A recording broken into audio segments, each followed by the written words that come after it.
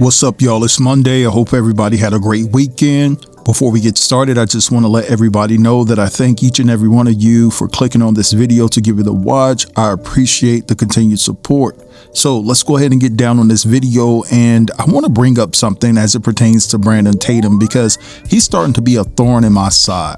He's starting to really get on my nerves. I really never watch much of him, but he's really becoming prevalent throughout social media because of him covering the Nolan Wells case. And I'm just realizing how bad of a person he is, and he's extremely dangerous to the black community. Now, let me say this. Are there some things that we need to clean up within our community? Hell yeah, we are not perfect. There's some things that we need to face head on.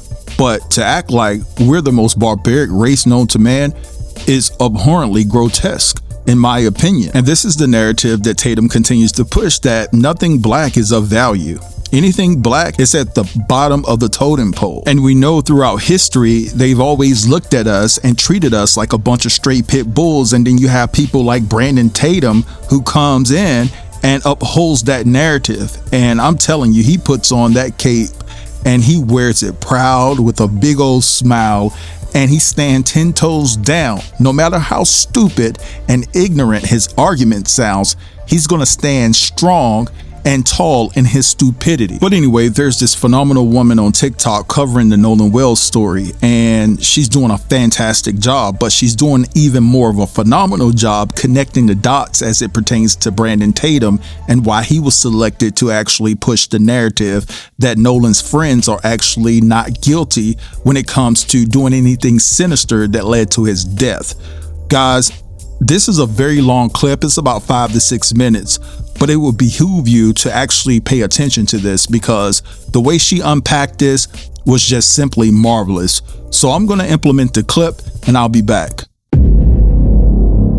Now, wait a minute. So Warren already had a boat hooked up when he woke up that morning. I'm assuming that that had to be the Triton that was hooked up, right? Then he said that Wyatt went and put his smaller boat, the Palm Beach, into the water. Then Warren said that he was the one who drove the Palm Beach to their friend's dock. Assuming that Wyatt drove the Triton to the dock and Bart drove his own boat to that dock, who drove the Palm Beach out to the water then? Because he said that he got a ride in with Bart, even though at one point during the interview he said all of his stuff was on the Palm Beach. So it sounds to me like Warren was the one driving the Palm Beach. I'm also like, what parent would let their kid, who's obviously going off to party, take 2 of their boats and let their drunk friends drive? Like, it isn't making sense to me. I mean, maybe these parents are just parents and irresponsible. Then he also said that he contacted Bart that morning to see if he could come, and Bart was like, yeah, I can give all your friends a ride, blah, blah, blah. According to him, there were 10-ish people, 15 people on that boat. So where were those people originally supposed to ride in on? They'd been planning it for weeks. They were excited about it.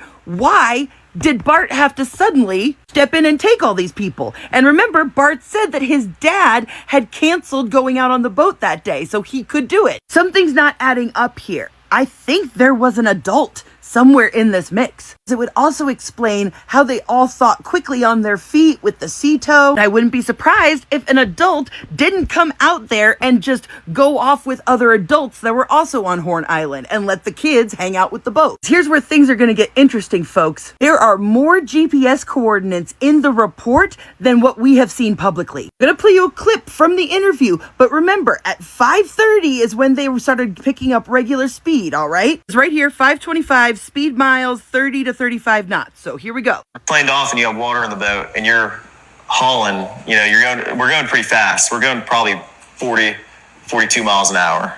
And so all that excess water that was built up in the boat is coming out of the boat. So, I mean, that's what we had to do. So we ran into Fort Bayou and we didn't just run straight to my buddy's grandparents' house. We ran into Fort Bayou. A couple of us jumped in the water, and Wyatt, the whole reason for the stop was so Wyatt could hop in and put the plug back in the boat. So then after that, we went and docked it, and I went back to my buddy's house, and we ate and napped for a little bit. It was a long day at the odds. Now you heard him. He said that they took off going 40 miles an hour and they didn't go to his buddy's grandparents' house, but they went to Fort Bayou to go do a plug thing. Except right here, 5:44, vessel arrives at El Camino Road. 8 minutes later, then it departs from El Camino Road and headed east into Fort Bayou.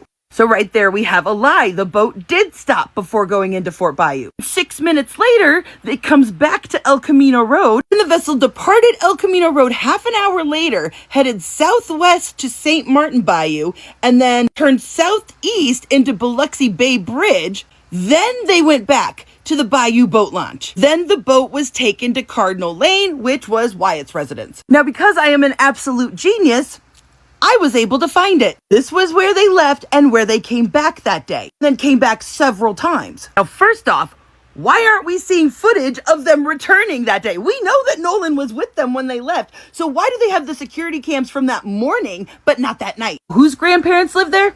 Jax Patalo, whose family owns a pharmacy. It goes back deeper than that because George Patalo Sr., which is Jax's great-grandfather who is deceased, as it turns out, his great-grandfather was appointed and served on the staff of Mississippi Governor Cliff Finch. As you can see, I've confirmed Jax's relation to him. And as it turns out, Cliff Finch, well, he was in the Mississippi House of Representatives from 1960 to 1964 and supported racial segregation and backed the racist governor, to preserve segregation in the state. The federal grand jury conducted a 3-year-long investigation into his administration and several state agencies, and they were all accused of corruption and mismanagement. Finch was never found guilty himself, but some of his aides and appointees were indicted. And those sort of political connections seem to trickle down through the generations, so now we know why the governor got involved. And I started looking into the lawyer that's handling the defamation case from the Bart family. So from 2015 to 2018, he was state director of Americans for Prosperity. Then in 2018 to 2020, he was vice president of Stand Together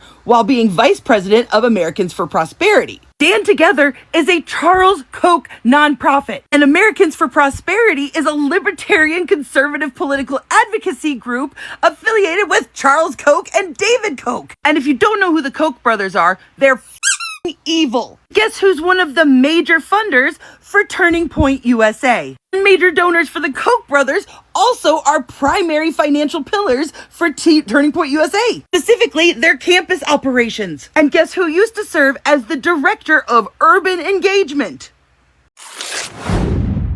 All right, so you heard what she had to say about that situation. And again, I want to reiterate how beautifully she covered this. She broke this down. You can't deny it. Bravo, bravo. Gotta give this woman her props. You know what I'm saying? Now, we've all suspected that people like Brandon Tatum are nothing more and nothing less but paid oppositions. They can't get Candace Owens to do a damn thing right now. So who's the next in line? Brandon Tatum. Plus, he has the connections, coupled with the fact that he's a black man. So why not use the puppet to go down to Mississippi to interview Nolan's friends, so-called friends?